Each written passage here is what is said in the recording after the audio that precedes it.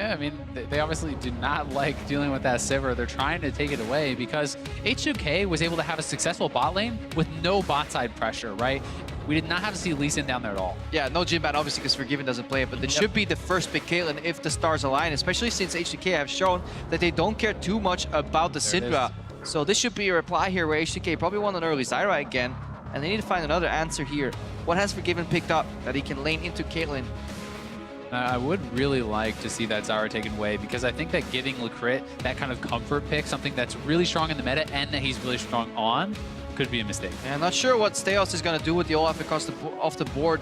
Is stealing the Lee Sin worth it for H2K here? I'm doubting because I feel like Stejos can just play the Elise. Yeah, he can just play the Elise, and he always does have Graves as that kind of comfort pick to fall back on. It's not huge in the meta right now, but this guy loves to play it. Within a world's metagame, Zyra Syndra would be the ideal rotation here, but I wonder if they change their opinion. Maybe just go for another Jayce. It went fine last game. I mean, they can flex it as well. Odo going to flash some Rammus for a bit of style, but the Zyra is already locked in there for H2K, so we'll see what they pair it with. And once again, they'll pick Jayce, likely for Odoamne. And I feel like they just think that they have a strong laning advantage in this top lane. Yeah. So give this guy the advantageous lane matchup. Allow him the ability to try to snowball and take it over. It worked in game one. If it ain't broke, don't fix it. If it ain't broke, don't fix it. But definitely go in with the mindset that it won't be as easy as it was before. Certainly. Odoamne made a few tiny mistakes overextending in late game. But again, I'm not going to blame that as a lack of awareness from H2K. I think they just bought into the fact that they were so far ahead that they could play a more relaxed style of League of Legends. But definitely the lack of Syndra priority confuses me, and I wonder if it's going to change in the series. Once the games get closer, Syndra can really dominate these teamfights. Certainly can, and I think that although Vladimir is up as that safe lane pick, we talked about it again, it doesn't actually deal with the pick in the rest of the game. It only survives lane. It survives lane, but gets pushed in, which means Syndra can roam, and that can cause like a cascading effect where the card house starts falling down. Because Syndra leaving lane can influence those winning lanes. Winning lanes push up, Syndra gets behind, 2 kills, it's over. Well, you can see Elise and Gnar there for ANX, so Stejos kind of taking the pick we expected him to here, and Smurf going to go back to a lane that he probably feels comfortable with. Forgiven will have to go to Lucian with 2 AD carries taken away, and Jankos, if it ain't broke, no need to fix it, going to take Elise in again.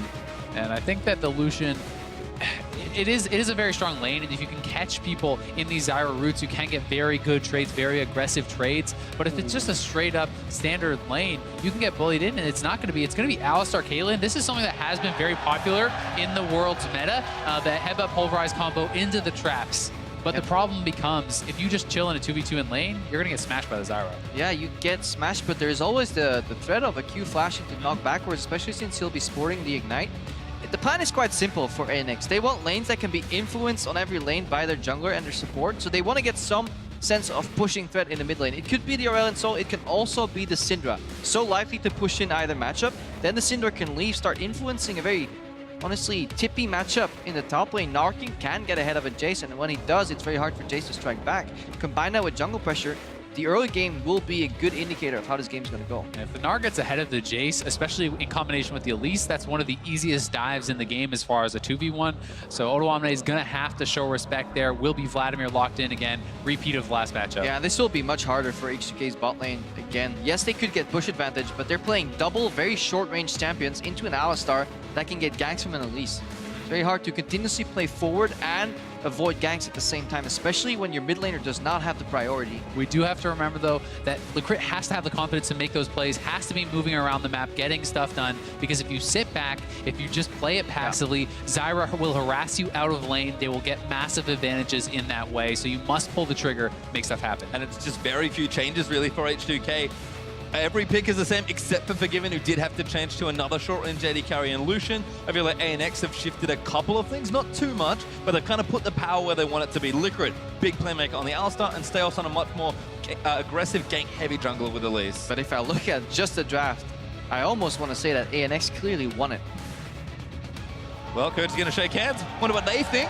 Guess we'll find out as we get ourselves under the roof. Don't forget, though, to join the conversation on Twitter and share your favorite moments from Worlds 2016 using the hashtag #WorldBigPlays. And you can continue getting your team hashtags rolling out there as well. ANX have a lot of fans out there in the world right now. We've heard them here in the crowd, we've heard them out there online, but H2K may be silencing some of that with that very crisp Game 1. I think they definitely did. In ANX, you have to feel like they need to strike back here in game number 2. If you go down 2-0 against H2K, the reverse sweep is going to be really tough to pull off. Well, that's technically the only way you can reverse sweep, though. There you go. That's what I'm saying. You don't want to get into that reverse sweep situation. That's true. Got tied up, Krepo. Keep up, keep up. Gotta go back to European style, you know, get those ties out. Yeah. H2K has the experience there, so I don't know if it goes to a tie, you know, they got the advantage. We've got more than enough ties on the caster desk. Thank you very much. As you are out onto the rift, you can hear the crowd once again cheering for Albus Nox Luna. We have swapped sides around, and we'll see if Miracle and Likkrit can maybe get a bit more leverage here. And just in general, ANX, they kind of pick themselves the right tools to get stuff done, see if they can get more of their early game done this time. Yeah, and last game we saw 2 of the most important concepts of, honestly, the first 5 minutes in League of Legends come to fruition. It is information sharing, and especially in terms of leashes. The fake leash in the top lane had a completely surprising effect there when Stejos found Jankos, and then also the importance of early lane push in the bot lane. And H2K seem very set on getting that one again, but we see a different approach here from ANX. Wanting to punish maybe Vander when he goes for a ward. I really hope for their sake that they don't commit to another camp here. Alistar plus Krugs really isn't good for this lane matchup for a multitude of reasons. I'm not going to delve into it too much because then people start snoozing. But we'll definitely see a fight for the push here early.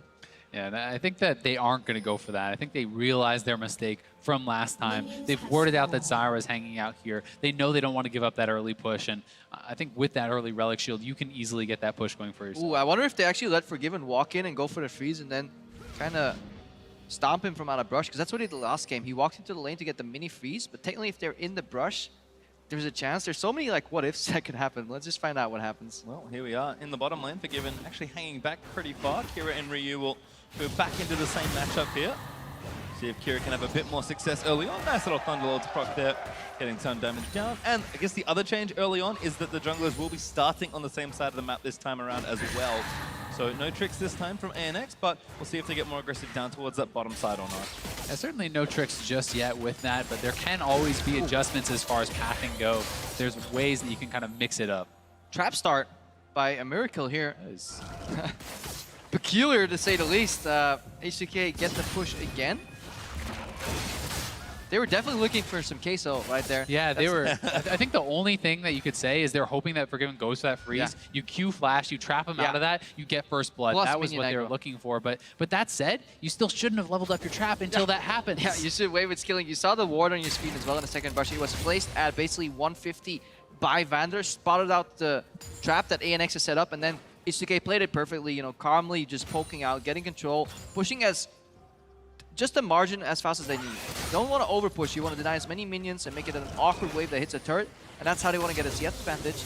Now Smurf, or Likkrit rather, is level 2. That's the threat of an all-in with Alistar. That's what H2K need to play around, but still, they're in such a control position. They certainly are, and it's not the start that the ANX bot lane was hoping for, but obviously a couple minions, not that big of a deal. We'll see if they keep growing here. Is Kira and Ryu doing battle. Kira burning a lot of that mana pool, but does chunk Ryu down pretty nicely. Vlad is particularly vulnerable in the early levels, but Kira, see if you can, again, affect those side lanes a little more now that he is getting those pushes going. Yeah, much different approach here from the first game. We see both junglers got a leash from their top laners, and they're pathing down to at least get river control. Really good Scuttle Crab contestation there as well. Getting the Scuttle Crab means a lot for these teams. You can see if there's some more priority coming out from the junglers. And you can see Jankos is actually a camp or two full ahead because Stejos was kind of not doing that hard clear. He was hanging around, looking to see if he could find anybody. He wasn't able to, and as a result, Jankos is going to be first to kind of make a move here, perhaps in the mid lane. Yeah, he put a ward near the Scuttle Crab, but didn't want to waste time looking it. He's going for Kira here, who's low on mana. Kira smartly going to the right side. The little game that Jankos is playing that we can follow too, he walked into River, he didn't want to waste time taking the Scuttle Crab, so he places a ward that could potentially spot Stejos if he goes to check for it, and then Jankos just keeps power clearing, going for an efficient gank in the mid lane here, trying to accelerate the game, leaving his bot lane slightly exposed, but they bounced the wave. Look at Forgiven and Vander now too, they're much safer. They're respecting the threat of an Olaf, of a Elise gank with an Alistar with Flash early on, so H2K very much so playing as a unit. Feels like one of our big questions for H2K's bottom in particular was, can they deviate from their style? Well, not really. They always want to play the same way, but they can adapt within that mode, it feels like. Definitely, we see a different H2K here. Given and Vander are not mindlessly pushing up. They say, you know what, Elise started top side.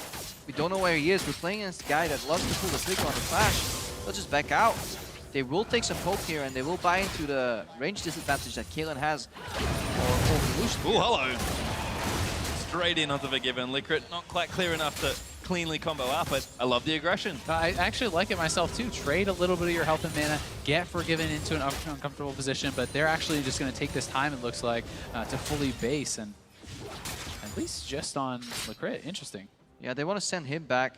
Just get He's going topside. Because you want he can roam, but the reason you don't want to base right there is because it's too easy of a bounce there for Forgiven and Vander, and aMiracle can actually farm on the turret if this wave gets shoved in. The reaction when people base is usually to go fast shove, so he's just going to pick up those minions under the turret.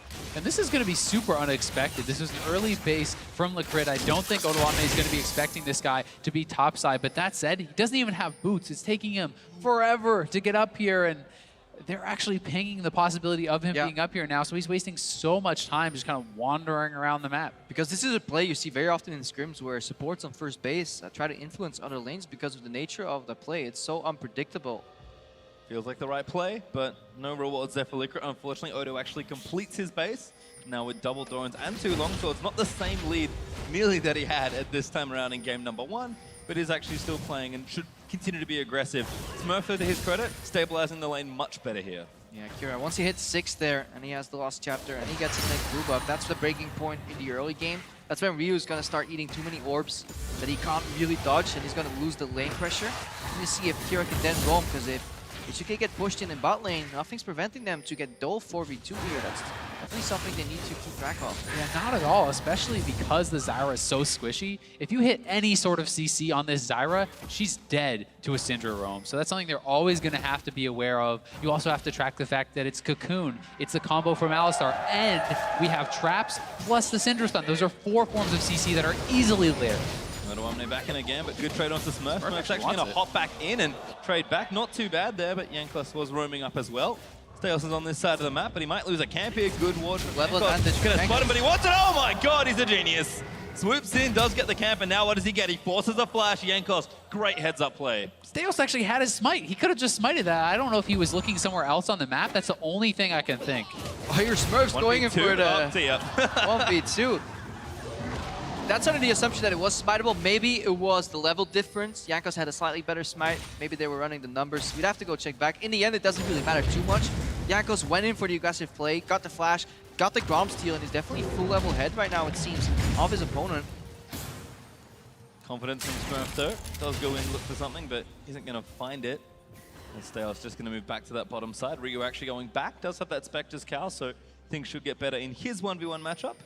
And with Stejos actually moving to the bot side here, and H2K so far up, they're going to have to be careful. They actually have no vision whatsoever. Stejos is going to get behind them. We'll see if Likkrit will go. Oh, Forgiven now going to get comboed in by Likkrit. Forgiven trying to dash out of the way, but here comes Elise as well. Vander now has to move out of the way to get TP coming in from Odoamne. Vitalik going to move back in, looking for Forgiven. Exhaust is down, and they're trying to kite it out. Odo finally makes it in, and ANX just don't have enough. Kira is finally going to make it, but Odo gets first blood again!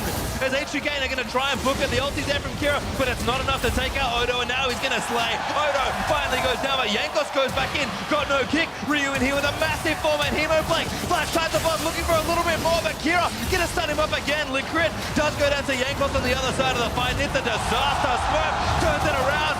Strangleborn's going to knock him up, and he goes down as well. It's just not enough to save anyone. And ANX is just completely not on the same page there. As they're going forward, aMiracle is running away. Smurf TP'd in way too late, and that was just a tragedy for ANX. This game has already gone pear-shaped. What a massacre here for H2K. They get 4 kills to 1. Stejos has to steal this dragon, but there's no way for him to get into the pit. No flash, he can repel up. Doesn't have the range to reach it. He's trying to find out how low this dragon exactly is. As he curves around the corner, it's down.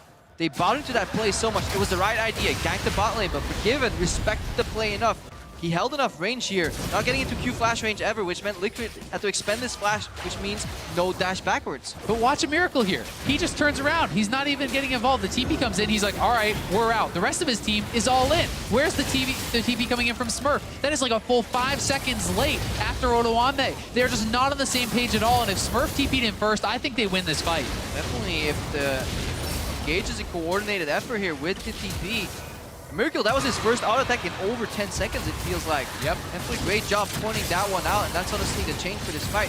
If you are the team setting up the play, you gotta commit. You gotta throw all your resources at it, especially when you have a role play like the Syndra.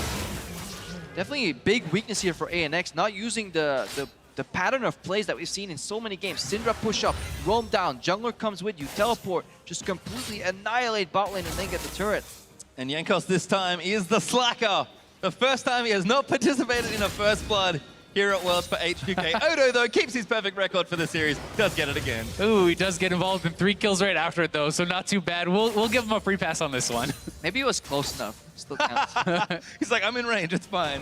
I basically count. Well, once again, H2K have jumped out to a 2,000 gold lead here. 10.5 minutes in, and ANX, I love what they tried there, but now H2K with pressure, with momentum. We see what they can get done. This is Odo just going back in, and Smurf just can't do much of anything. Oh, it's like you're going to get some PTSD here if you're Smurf, and Jankos is coming. This could be that 2v2 turnaround. Not quite what they wanted it to be. Odo's going to look for it again. Smurf hops his way out, but here comes Jankos again. Kick after the Q. Jankos takes down another. And it's those little things, applying the Q before the R here. Jankos tanking the Oh turret. my goodness! Flashback to last game. Odoamne is fed. Up 30 plus CS. He's going to be working on this turret. Smurf has no teleport. This turret is going down. And Odoamne, once again, monstrous lead in the top lane. He's smashing some kids right now. It's honestly dirty how far this Jayce is ahead in 2 games in a row. They had the right reactions in the bot lane. Part of me wonders what happens when that play of ANX is executed perfectly. That is something that hopefully H2K take home, but they are reacting so well in the moment, and especially the point that Azael brought up earlier, the innate jungler top lane synergy, it's there, because you can see it. Jankos was reacting to Odoamne holding back. Odoamne holds back, which means Jankos can tank the turret, which means they can chase out perfectly. No chance for turnaround right there. Very cleanly executed play. Even in the earlier play there, Odoamne has the faith in and communication with his jungler to know he can turn around at the right time, forcing Smurf back, allowing them to have a 2v1. Kira actually looking again, but he's got no mana. Now going to get chased down. Jankos lines up another Q, but goes spot by Kira, keeps him safe. And they respect the fog of war. It's a game of low percentage plays, especially when you are 4,000 gold ahead already. You don't need to over chase. Very calm and collected. Oh, gets him into the wall, carries him all the way, but Miracle taking damage. Tail looks for the flash cocoon and misses. H2K's bottom lane get away again. That was so well played by Forgiven. Instead of trying to hit the Alistar, he pushes back the Caitlyn, keeping his support safe. Oh, so well played by Vander. He had a flash and he never got afraid, especially since his AD carry is still at heal. Both, yeah, give credit to supports, Azael. No, definitely well played by both. They know that they're not in threat of danger. They know exactly where the jungler is. He didn't even panic flash that cocoon. H2K seemed so in control of the game, really. And this is such a stark contrast, because in the middle of the split, their communication was so erratic. It was in heat of the moment. They could never back out from place. Once H2K started going, they kept going. Everyone was just yelling, go, go, go. And now Vander misses. Oh, again, looking for Vander. Maybe a little squishy this time. Headshots not enough. The exhaust keeps him alive, but Likkrit wanted. He's trying to trample all the way down in the plants.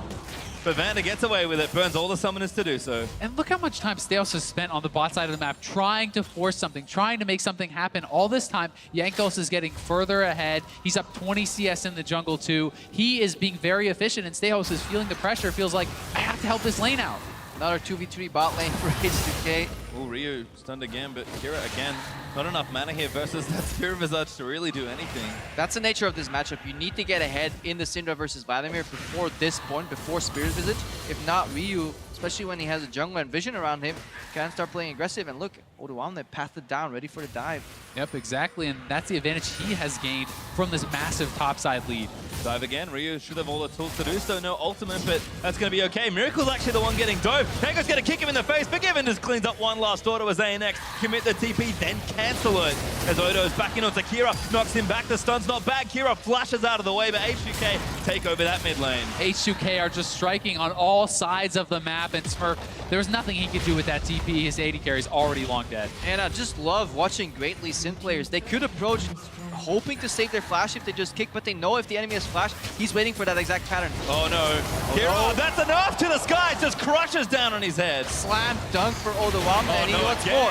PvPStejos caught up this time, repels back down, but Odo looking for it again. The Hemoplex enough for you. Just takes him down, and now Likkrit, he's going to come into the blender. Odoamne looking to fire more shots in, but Likkrit keeps his life alive. H2K going to claim the mid-outer, 3 turrets to nothing, and a gigantic gold lead. It's getting tough to watch here as ANX is just losing on all sides of the map. They just don't seem to be able to keep up, and this is H2K in rare form. They are playing an immaculate game of League of Legends. Yeah, they're punishing Albus Nox Luna. It's the nature of a team that comes in with a lot of surprises in terms of gameplay and picks. It just feels like Odoamne can do no wrong. Yeah, it's too easy right now for him. We need to put hard mode on, some of those ultimate bots in the game, to dodge everything.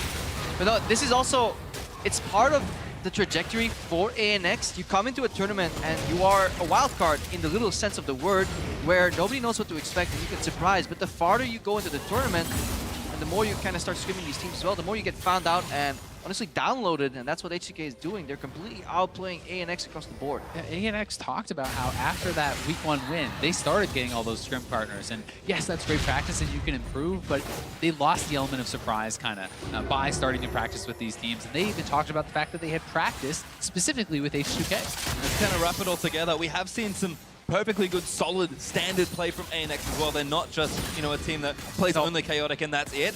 And we saw the execution that could have been in this game and the last game, but they're just not quite on the same level as H2K right now, and that's costing them in so many of these early games. But they're going up against a team that has players that have hit critical mass in terms of tournament form.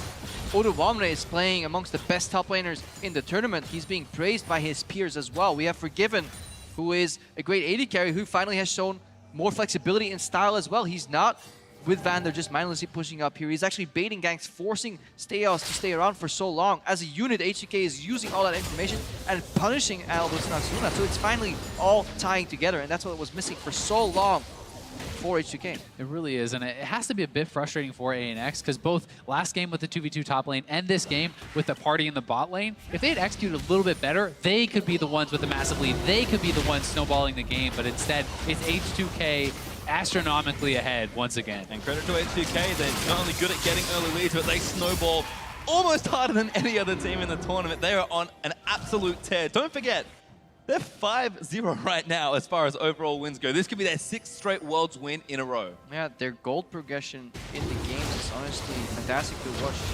Give them a little bit, they take so much more.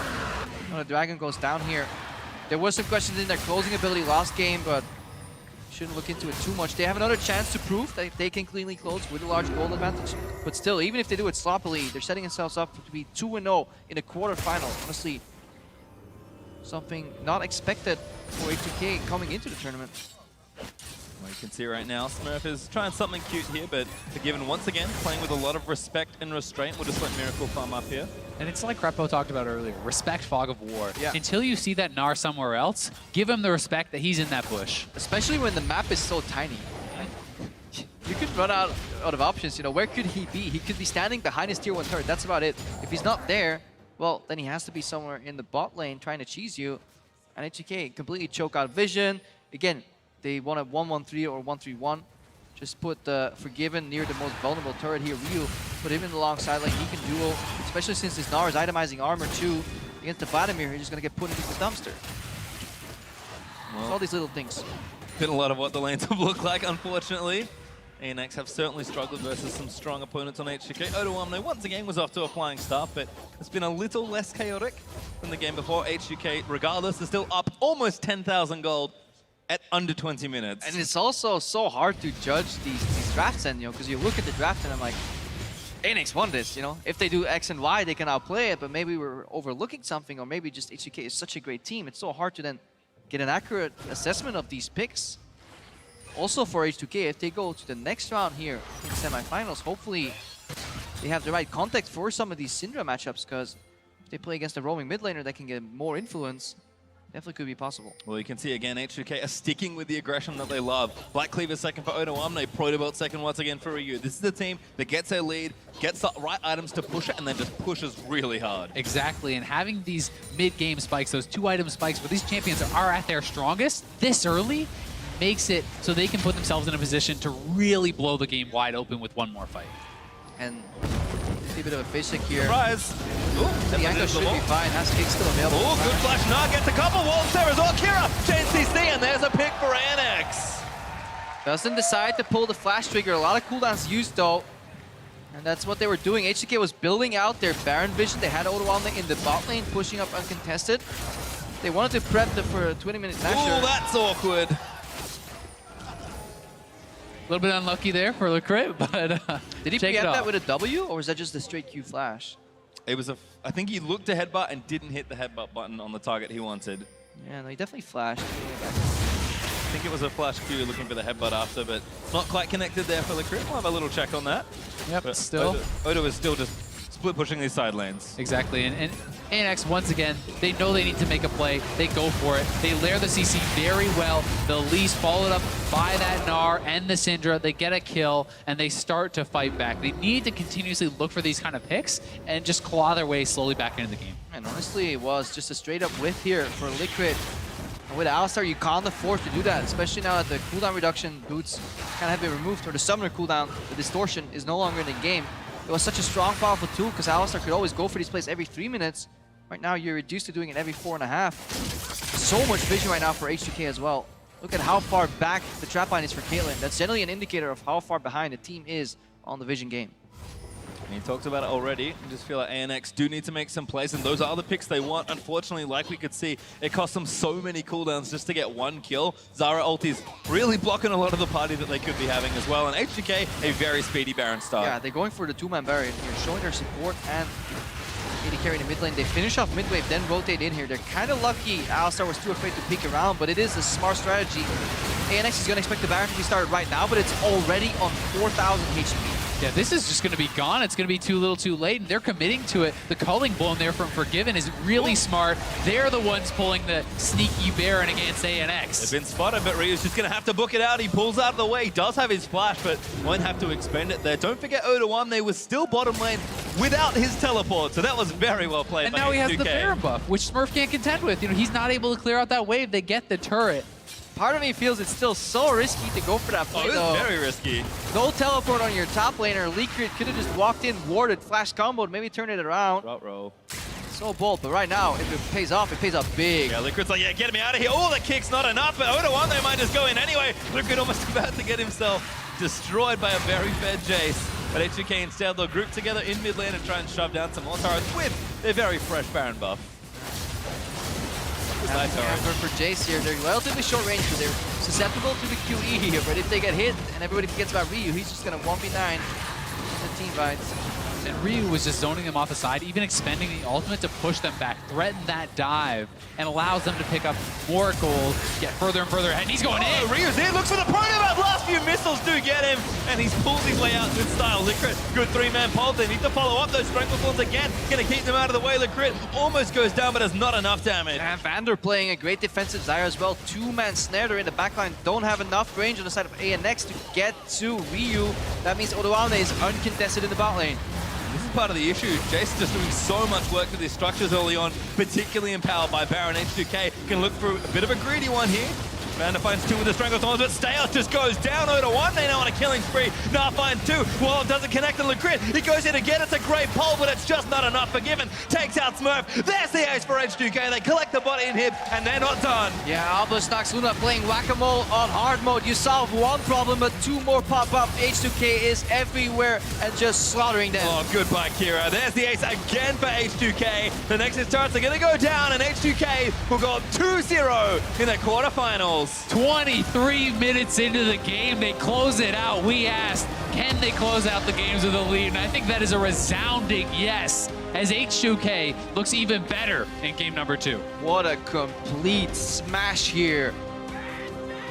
And we said, you know what? That Baron control, maybe looking a little iffy for H2K in game 1. You know how they solved it? They're like, 22-minute Baron, let's do it. They pulled an ANX on ANX. That's how these guys won their games twice. They snuck the Baron to turn around games and take it over. They flip it right back on them. The Albus Nox signature play turned around against them. 2-man Baron start. Every Baron play has a counter. There's always risk involved, but H2K very decisive in their approach. More importantly, they just got another big gold lead early. And again, protagonist in that one, Odoamne. I mean, Odoamne is just having insane stats across the board. He's breaking his own records, and H2K actually broke another record here for this tournament. That is the fastest game at Worlds now, at 23:38, I believe. And with the speed that they're playing, it's just amazing to watch. And they probably have the largest gold lead at 23 minutes in the league too. That was like 18,000. They were already almost approaching the point of the game where you have a larger gold lead than there are minutes in the game, which means you're smashing. Yeah, you're really smashing. These guys are just playing too well.